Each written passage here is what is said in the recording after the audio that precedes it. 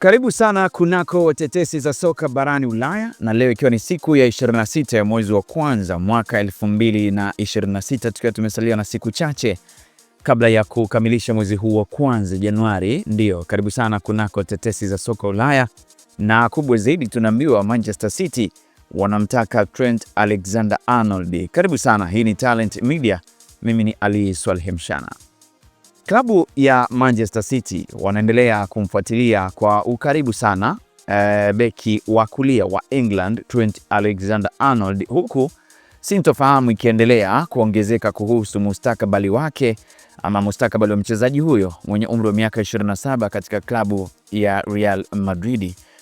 Lakini kwengineko, Liverpool wamewasiliana na wawakilishi wa aliyekuwa kocha wa Real Madrid Xabi Alonso ili kuulizia upatikanaji wake, ambapo kocha huyo raia wa Hispania mwenye umri wa miaka 44 anaripotiwa kutoa majibu chanya ya klabu yake ya zamani.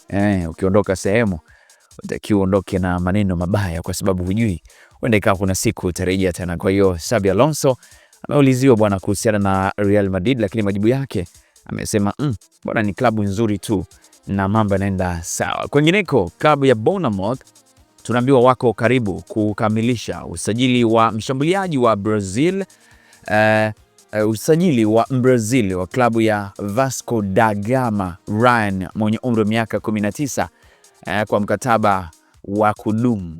Lakini Lazio tunaambiwa wamewasilisha ofa yenye thamani ya hadi paundi milioni 15 kwa ajili ya kiungo wa Everton mwenye umri wa miaka 22. Huyo anaitwa Tim, raia wa England, anaitwa Tim Irogbanam. Majina mengine haya lazima kidogo ukiyataja huo umekula umeshiba.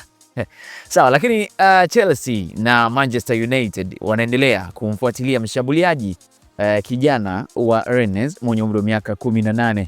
Huyu ni Mohamed Kader Meite, raia wa Ufaransa. Anaitwa Mohamed Kader Meite ambaye ana umri wa miaka 18. Je, watafanikiwa kuinasa saini hiyo? Mashetani wekundu hao, na istoshe jana mambo yalikuwa mazuri dhidi ya washika mitutu wa London Arsenal katika ligi kuu ya Premier. Chelsea na Manchester United wanaendelea kumfuatilia mshambuliaji huyo kijana wa Rennes mwenye umri wa miaka 18, anaitwa Mohamed Kader Meite. Huyu ni raia wa Ufaransa.